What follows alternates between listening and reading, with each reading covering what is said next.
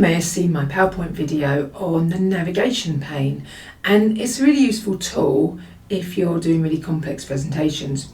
But did you know you've also got a navigation pane in Excel, and it can pick up things like tables, objects, charts, anything really, and saves you a lot of scrolling around. So in this video I'm going to show you how to use the navigation pane in Excel. It's not in all versions of Excel, so you need Excel 365 for it to be there. If you've got a static version like Excel 2021, you might find the button isn't there, so it might be worth looking at getting an update. But definitely, if you haven't got this button, check it out, it's so good.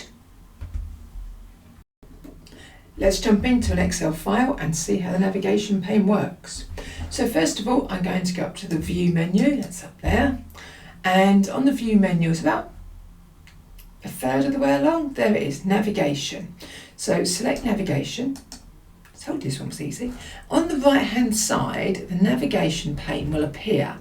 And initially, if you look at, you can see the sheets. So if we just look at the options on the right, next to every sheet is like an arrow, which I can use to expand that sheet. So there's the first sheet, there's the second sheet, there's the third sheet.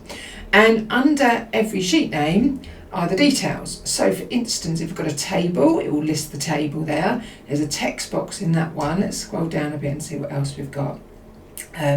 So there's a couple of others here.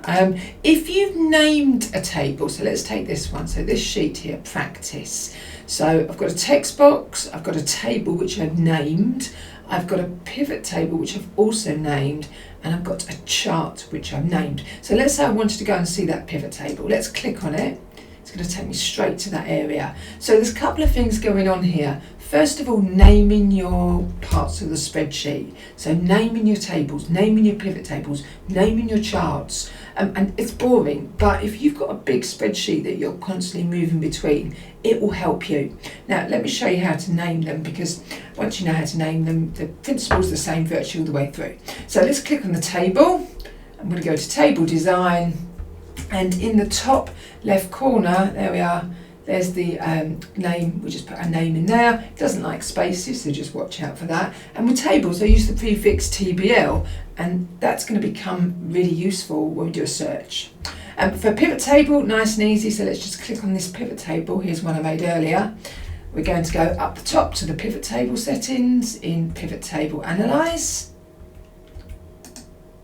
And if you look in the top left hand corner, that's where you name the pivot table. Let's go into the chart, same thing, click on the chart.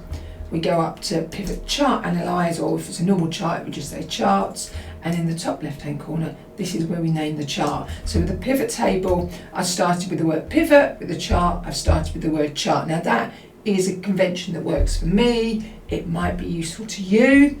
But the reason is now, if I go over to the right hand side and I'm looking for something, like looking for a table, I can type in TBL and it's just going to bring up the tables. I could also put in the word, let's go over to the top left again, the search.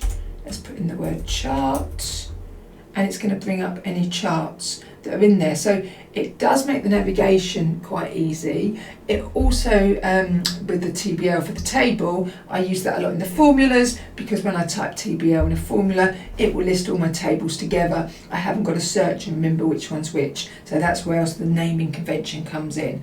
But do give your navigation pane a try. Just one other thing, I'm just going to flick onto my pivot table. And obviously, let me just close that navigation. Okay, so I'm going to flick onto my pivot table and I'm going to go up and just switch on the field list. Now, if I switch on my navigation pane again, so View, Navigation, remember that's where it was. And what Excel does, and I quite like this, when you've got a couple of panes open, it starts to stack them up. So if you look in the left hand side, the first one will be for my pivot table. So if I click on that, then my pivot table. The second one is going to be for my navigation pane. So if you've got two panes open, you can swap between them. You can, makes it much easier to work with, and you could probably, if you've got a big screen, leave your navigation pane open all the time. Anyway, give it a go, see how you get on with it. I'd love to hear your comments, love to hear what you think of it. I think it's a really good development. I'll also put a link to the PowerPoint video I did on this, because I also think the navigation pane is really powerful in PowerPoint, and it also exists in Word and is really useful for headings in Word. So if you can find it in Word, then even better. And I'll do another video on that. So thanks very much for watching. Don't forget to like and subscribe. Let me know what you think.